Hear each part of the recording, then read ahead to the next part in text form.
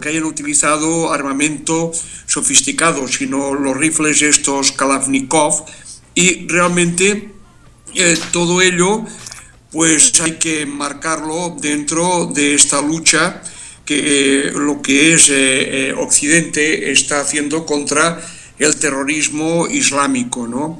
De todas formas, el terrorismo islámico, yo pienso, tal como confesó recientemente el ex primer ministro Tony Blair, es una consecuencia herida de lo que fue la invasión de Irak. La invasión de Irak en 2004 ha provocado todos estos males que estamos viviendo hoy en día. Fue una decisión equivocada, injusta, fue una mentira, no fue un error, fue una mentira. No, pero viene de antes, no viene del 2004, viene de antes. Bueno, pero viene desde Rusia. No, viene antes. Viene desde los ataques de Rusia a Afganistán y desde los años 80. Sí, pero desató, o sea, el romper un estado fuerte como era Irak con Saddam Hussein, que no era un estado islámico y que mantenía bajo control como un contrafuerte todo este islamismo radical, pues se acabó una barrera, se rompió un país en todas sus etnias y en todas sus religiones, el chiismo, y está lo mismo con Siria, ¿no? Siria era un país con una dictadura, pero con unos valores también. Realmente hay que ver quién alardó al islamismo radical, ¿no? Al Estado Islámico, ¿no? Parece ser que ahora pues se ha puesto Rusia, pero no se estaba combatiendo desde Occidente como se debía. Es más, se hacía ver que se estaba combatiendo y en realidad, según dijo Putin, se le estaba armando, ¿no? Porque lo importante era abatir el régimen de al-Assad, ¿no? Entonces, bueno, lo que pasa que es que ahí ya nos meteríamos en temas políticos, en temas históricos y en temas también de definición qué es terrorismo y qué es no. Y dentro del terrorismo islámico hay una línea muy fina por una simple razón.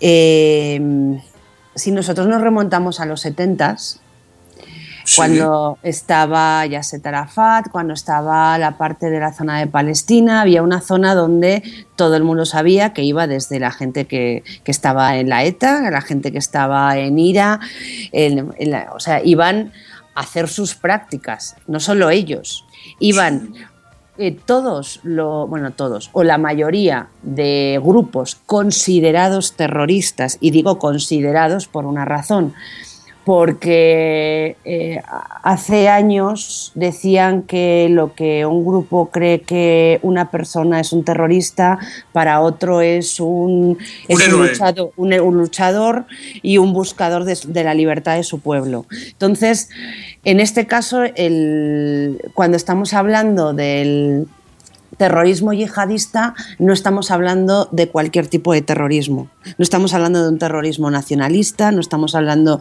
de un terrorismo político, sino que estamos hablando de un terrorismo religioso.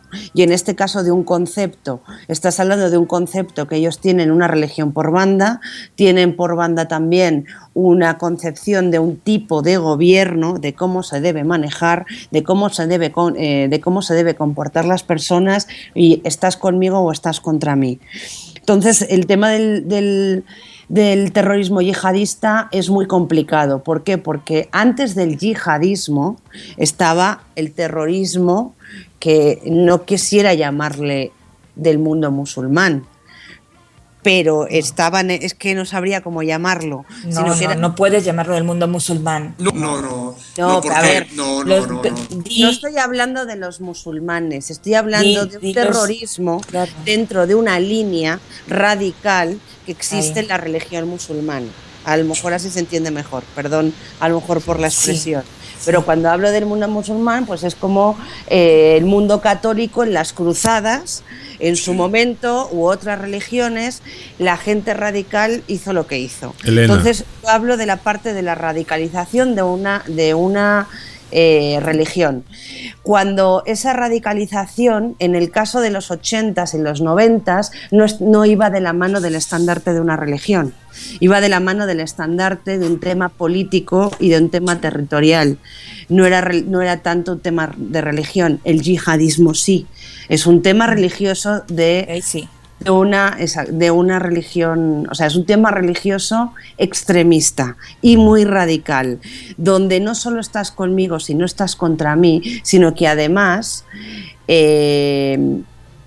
están buscando el hacer el mayor daño posible en cualquier lugar del mundo. Y digo en cualquier lugar del mundo porque sucede tanto en los propios territorios donde están los propios yihadistas, como en territorios donde en países donde no son musulmanes son objetivos. Exacto, si es que hay que tener un cuidado a la hora de definir estas cosas. Claro, sí, hay que tener mucha precaución. Elena, tú querías comentarnos algo, ¿verdad? Bueno, primero tu opinión Mi opinión, bueno, yo viví en Francia un año. Yo no vivía por esa zona, pero sí tenía muchos amigos que vivían por esa zona, ¿no? Entonces la conozco más o menos bien y sí estoy consternada y bueno, sí, como que sí me ha afectado un poquito. Me molesta mucho, y no va por Laura, que yo sé que no lo he hecho a propósito, que se confunda a todos los musulmanes con terroristas, porque tengo amigos musulmanes que son excelentes personas. Entonces, lo que está pasando en Oriente Medio no es solo un tema de religión, es un tema económico, es un tema político, es un tema que viene de hace muchos años, o sea, esto viene de los ¿no? demasiadas cosas, demasiados intereses. Entonces, incluso lo que decía Laura, que me ha parecido muy interesante, de cómo ha ido cambiando la historia del terrorismo, ¿no? Ese terrorismo de finales de los 70 ligado al comunismo, que era el terrorismo internacional, que había facciones por toda Europa, que luego se expandió a América Latina, que se gestionaba todo desde el Líbano, ¿no? Lo que decía Laura, de esos campos donde mandaban a todos los terroristas europeos y primero iban al Líbano, después iban a Nicaragua y era todo como una organización. En Europa desapareció el terrorismo, quedaron algunas cédulas, ¿no? Como ETA, como el IRA, así en pequeños grupos. En América Latina se transformó en guerrillas y tal, y todo se concentró en Oriente Medio. Y en Oriente Medio, con las redes sociales, con la migración, con la mala gestión de la migración en Europa, o sea, ¿por qué Francia?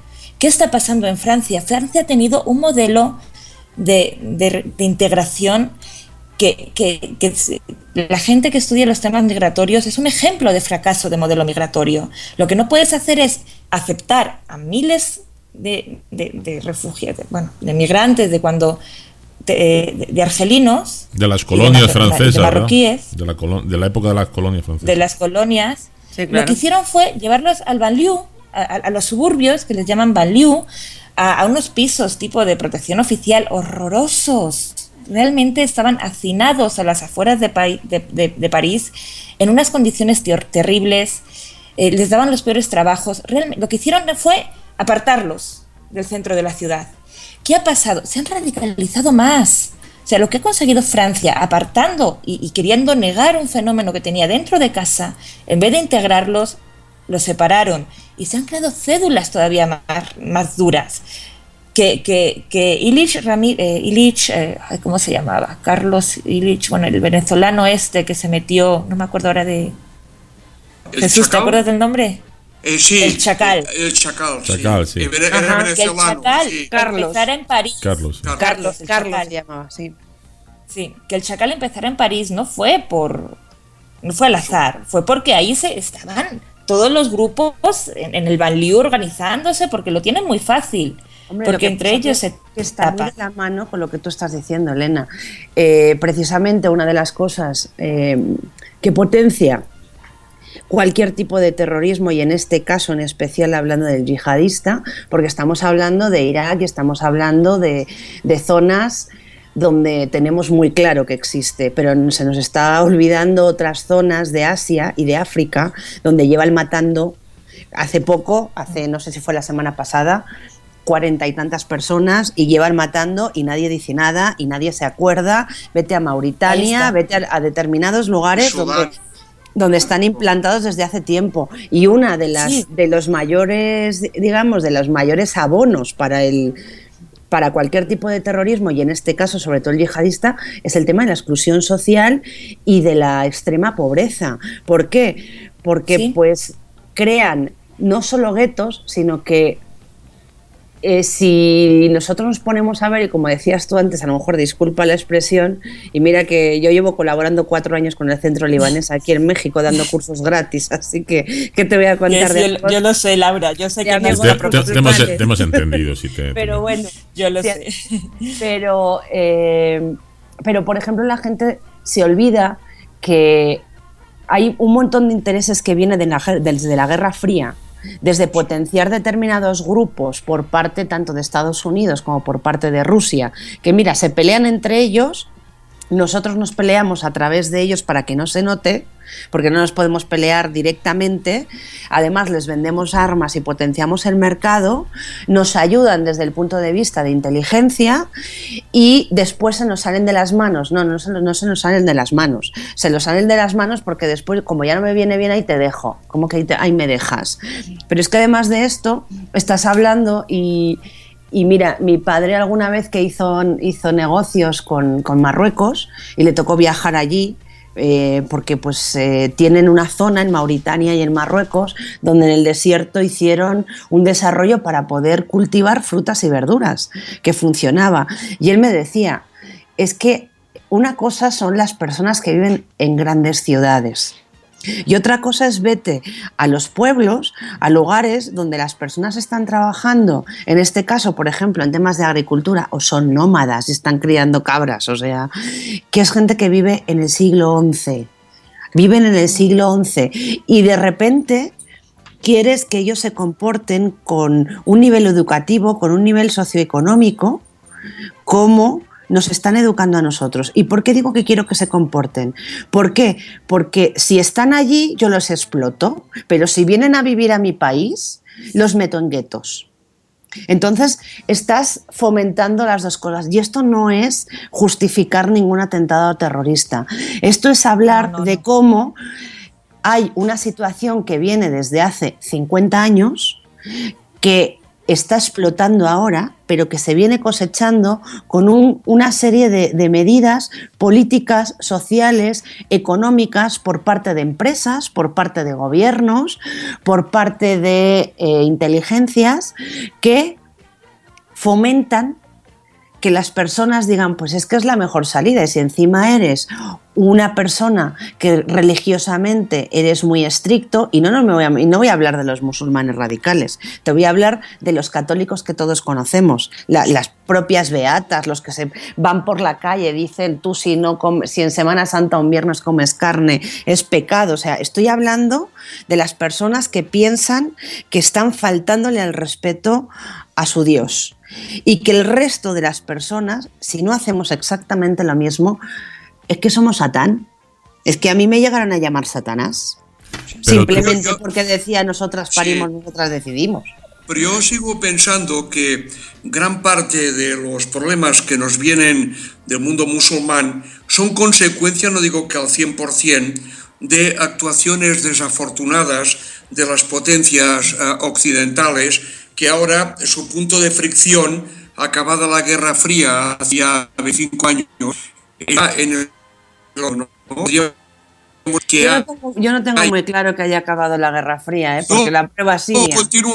Continúa, como digo yo, ahora continúa en Oriente Medio. Toda esta justificación de exportar nuestras ideas democráticas en países que, como tú has dicho muy bien, pues gran parte de la población vive en el siglo XI, esto no se puede exportar, ¿sabes? Cada país tiene que evolucionar. Esto de la primavera árabe, las primaveras árabes que se han hecho. Esto ha sido fatal, destruir un país como Libia para cargarse a un dictador, y ahora es un país que tiene 2 gobiernos. Ahora tenemos un país como Siria, que era una joya de un patrimonio de la humanidad, con una gran cantidad de monumentos, en Palmira y todo, está con todas sus funciones y con todo el ejército islámico